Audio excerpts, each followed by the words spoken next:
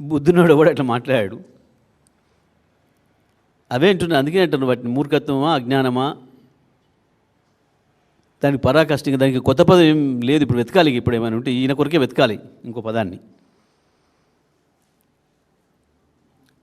చేసి చూడ మనం ఒకటి పథకం రద్దు ఇలా ఒకటి ప్రకటించాను, ఇవాళ ఇది ఆపేస్తున్నాను ప్రకటించామని ఒకటి చూద్దాం.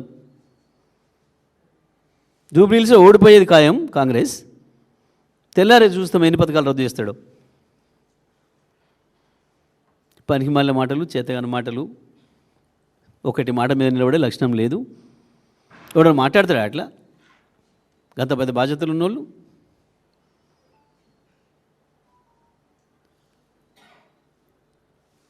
జ్ఞానం ఉండి మాట్లాడిన మాట, తెలివిండి మాట్లాడిన మాట అది.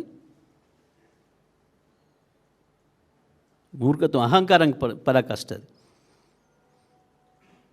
అధికారం ఉందనే అహంకారానికి పరాకాష్ట ఆ మాట. ఎవడబ్బా సొత్తు కాదు. ఒకసారి ప్రజలకి ఒక సంక్షేమ పథకం ప్రారంభమైందంటే అది వాళ్ళ హక్కు అవుతుంది. ఆయన కాదు, ఆయన తాత ఇంకోటి వచ్చున్నా కొనసాగించాలి అది. ఆయన ఇంట్లోకెళ్ళి తెచ్చియాలి బంద్ చేస్తానికి. కొండారెడ్డిపల్లి వ్యవసాయం చేసి తెచ్చియాలి వాళ్ళకి. ప్రజల హక్కు అది.